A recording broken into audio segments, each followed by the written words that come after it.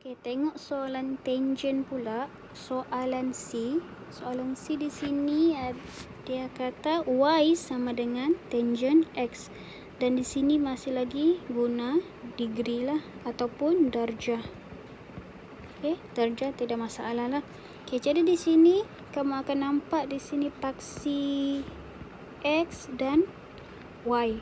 Okey, ini adalah paksi X. Ini adalah nilai-nilai yang kamu akan gantikan di dalam sini, nilai X. Jadi, untuk dalam isi di kalkulator, tangent, gantikan X dengan nilainya.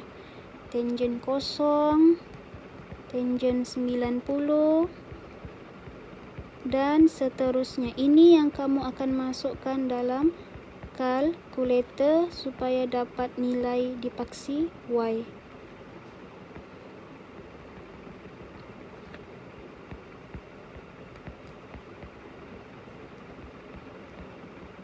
Okey.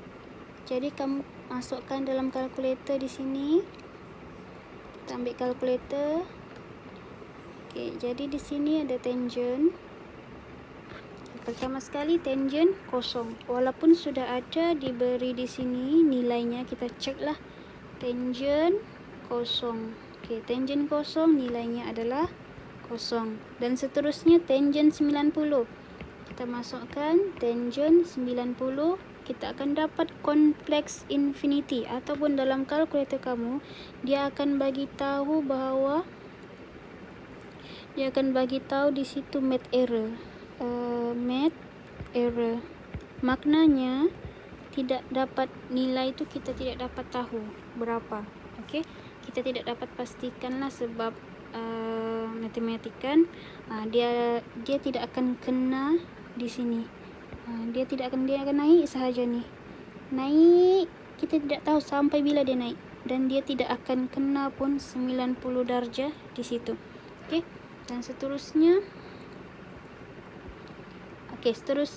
tangent 180 kita akan dapat nilai 0. Jadi kita pun masukkanlah di situ nilai 0. Dan tangent 270 sama juga kompleks infinity. Nilainya tu kita tidak dapat tentukan.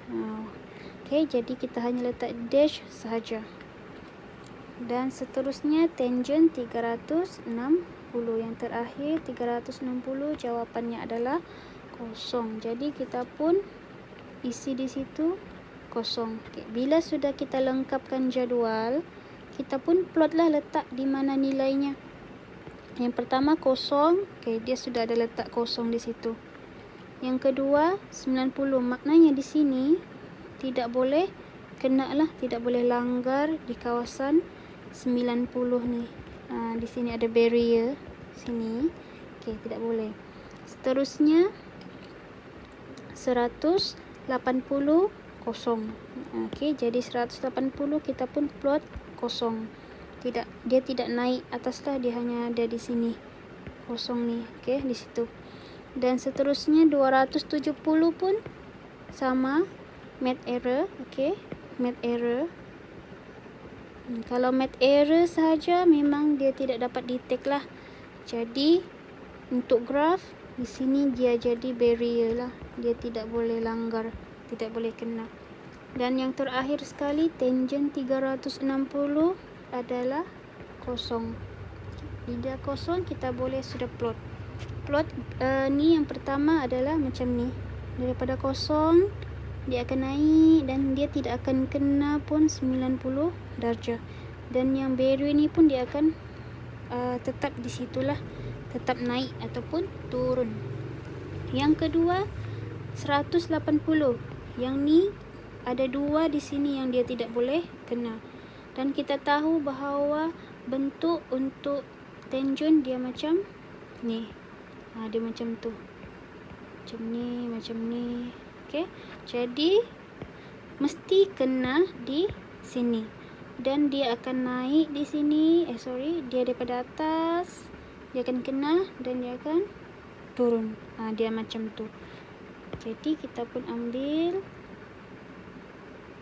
kena di sini 180 dan dia akan turun dan tidak akan kena di kawasan 90 darjah. Dia akan kekal lah begitu. Manakala yang barrier ini pun dia tetap begitu, tidak akan berlanggar.